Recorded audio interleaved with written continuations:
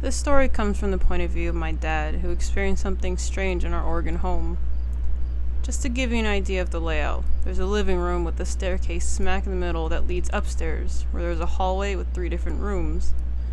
As you walk from the farthest room from the end of the hallway, the floor creaks slightly but makes a distinct sound just as you're about to reach the top of the staircase. It breaks the silence. So if, for whatever reason, you're trying to sneak your way downstairs, you will be unsuccessful. Now to the story. My mom and I had gone out grocery shopping. We lived in a rural area, so we were gone most of the day as we needed to get quite a few things done. My dad sat at home, watching a few movies. He'd finally finished his movie and continued to try and take a nap on his recliner when he heard some creaking coming from upstairs, as if someone were walking around. Now, we have 2 cats that like to hang out exclusively in his room, but will walk around and play in the hallway. This was the first thing that came to mind, but the creaking wasn't fast and it didn't sound light, like it were the cats. In fact, he took a quick look around and noticed our dogs and cats were by him, snapping and snuggling near the table and recliner. He turned to look at the staircase, and as he did this, he heard that distinct creak, like someone was just about to put their foot on the first step of the staircase. He stared for the longest time, he says, waiting for it, whatever, or whoever it was, to show itself. Nothing. Nothing at all. My dad proceeded to take a quick look in the hallway in all 3 rooms. There didn't seem to be anyone, or anything. My dad isn't really one to fall for supernatural happenings, and he can be skeptical at times. But he tells me it was the strangest thing. He swore up and down that it was the sound of someone walking through the hallway and literally stopping at the top of the stairs. I don't know what he was expecting to find, but I'm just glad whatever it was, it changed its mind. Perhaps it was a figment of his imagination. But I know I was definitely creeped out about this when he told me about it.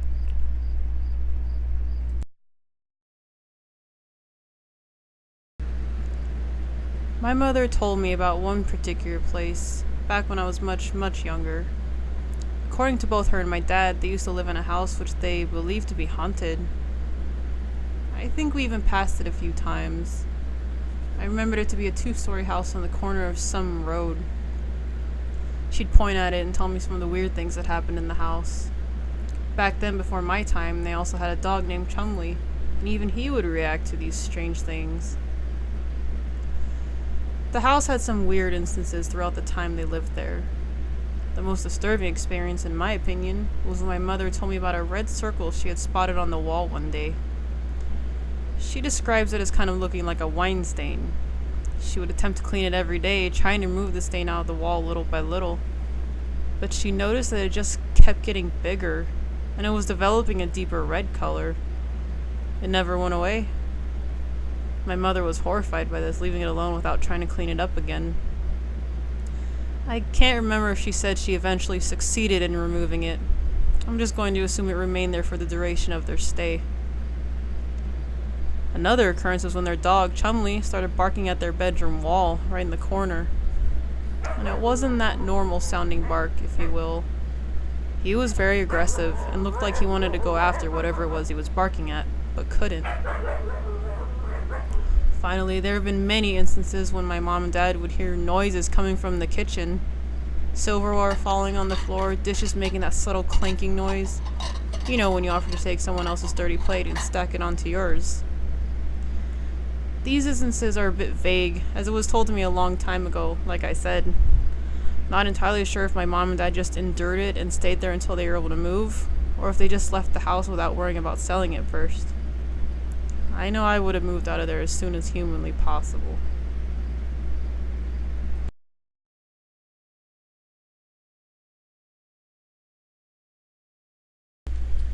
This particular story was submitted by Reddit user Throwaway Loompa. When I was younger, my family, older sister, brother, mother, and father lived in a tiny village in England. My dad was US military, so we were stationed out there from when I was 8 until 12. This story is from the last week that I lived in England before moving back to the States. The small village I lived in was old. When I say old, I mean old. Some of the oldest graves in the church graveyard were from the 12th century. This village also had multiple large mansions, creepy mansions. My dad's co-worker and wife also lived in the village and rented one of the larger mansions. The mansion had a history, or rather folklore, because finding articles on what happened there are hard to come across.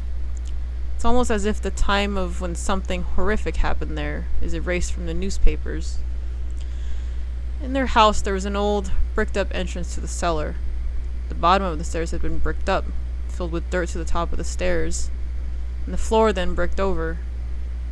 The village story is that in the 18th century, the lord of the manor took all of his children, wife, and houseworkers into the basement and brutally killed them all. The crime scene was so bad that the bodies were removed, but the basement was bricked up because of how bad it was down there. And that's just a little backstory.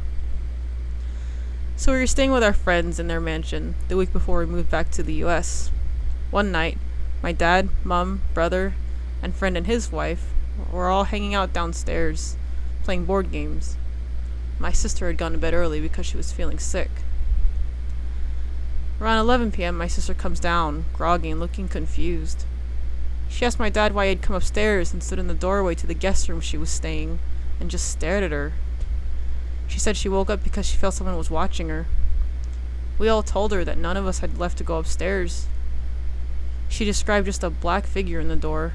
So my dad and his friend freaked out and thought there was an intruder, ran upstairs and checked every room, as well as every room downstairs. They found nothing, and all doors and windows were locked. A little freaked out, everyone went to bed, except me and my brother. My brother was a lot older than me and snuck outside to smoke cigs and meet up with his friends from the village. I stayed downstairs in the office room, which had a PlayStation, and started playing games. I should also mention, the family had a large husky who was laying at my feet while I was playing games. I then heard a tapping on the wall, but the outer side of this wall was where the entrance to the cellar used to be, so I tapped back. More tapping from the wall. So I checked the cellar entrance, and no one was in there. I thought, maybe it would have been my brother fucking with me. So I go back, sit down, and resume my game. But the dog at this point was staring at the wall, whining. And then the tapping started again, but in a pattern. So I tapped a pattern. And it copied my pattern. By this point, the dog is really getting agitated, and I'm getting freaked out. More taps came. I tried one more pattern, and it copied the pattern. I freaked out, scared shitless, and grabbed the dog, ran upstairs, and crawled into the other bed in the spare room my sister was in, with the dog. I finally started drifting off to sleep when the dog growled at the doorway. I looked at the doorway, saw the dark outline of a figure. It was there for a few seconds and then drifted away out of sight. My sister, who I thought was asleep, said, "Did you see that?" And I said, "Yes." So she crawled into my bed and we both held onto the dog, and eventually I fell asleep.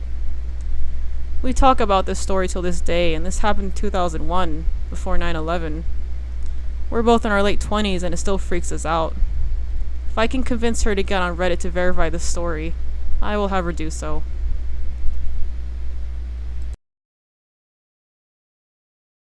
Thank you so much for watching. Be sure to subscribe for more content. I will try to upload every week, but I did just start this channel, so any feedback, comments, or questions would be greatly appreciated. I'll see you guys next time.